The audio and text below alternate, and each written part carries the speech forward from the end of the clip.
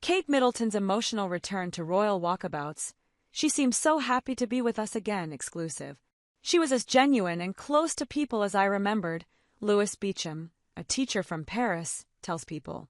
Kate Middleton's return to greeting the public on Christmas Day was a poignant moment, not just for her, but for the many who had been eagerly awaiting her comeback after a difficult year.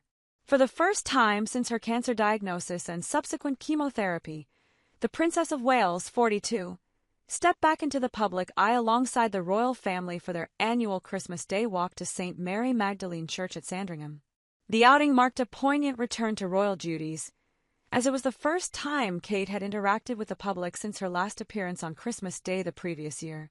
The walk, which had become one of her most beloved royal traditions, took on a profound significance this year, marking a return to normalcy after months of health challenges. In January, Kate revealed she had undergone a planned abdominal surgery and would take time away from the public eye to recover. However, following the surgery, she received the news that she had cancer, extending her time out of the spotlight as she began chemotherapy and focused on her healing. In September, Kate shared that she had completed her chemotherapy treatment, but emphasized, "Although I have finished chemotherapy, my path to healing and full recovery is long and I must continue to take each day as it comes." All the best photos from Kate Middleton's Christmas morning with George, Charlotte and Louis, her presence on Christmas Day, alongside Prince William and their children, Prince George, 11, Princess Charlotte, 9 and Prince Louis, 6, was both comforting and uplifting as she warmly interacted with well-wishers, receiving hugs, handshakes and heartfelt Christmas wishes. Kate's connection with the public was palpable as she engaged with each person. There was a clear sense of joy and relief in her demeanor, her face lighting up as she smiled and chatted with the crowd.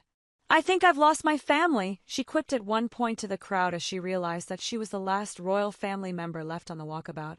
William and their children were several yards away, waiting for Kate to finish so they could return to Sandringham for their Christmas lunch. It was a moment that harkened back to Kate's signature style, always happy to linger with the people who come out to see her, even when it means she's the last to leave. "There's a real art to walkabouts. Everybody teases me and the family that I spend far too long chatting," Kate had once admitted during an interview for a documentary honoring Queen Elizabeth on her 90th birthday. "I still have to learn a little bit more, and to pick up a few more tips, I suppose." One of the many who benefited from Kate's personal touch on Christmas was Louis Beauchamp, a teacher from Paris who had traveled to Sandringham specifically to see Kate. Beauchamp had met Kate for the first time in May 2023 ahead of the King's coronation, when she and Prince William visited a pub for a walkabout. "I had an unforgettable interaction with Catherine," Beauchamp tells People. "She told me she was trying to get her kids to speak more French and urged me to keep up the hard work with my students. Unfortunately, when she announced she was suffering from cancer, I knew we would not be seeing her in public for a very long time," he continues. "Sandringham was the best opportunity for me. So I booked a trip and went there to show I was still there to support her and always will."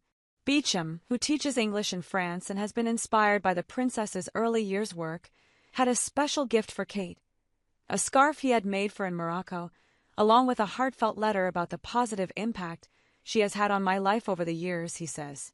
When he handed it to her, Kate thanked him for his kindness. "She thanked me very much and said it was wonderful and so kind of me to have come again," he shares. "She was as genuine and close to people as I remembered. She seemed so happy to be with us again. You could tell she was truly touched."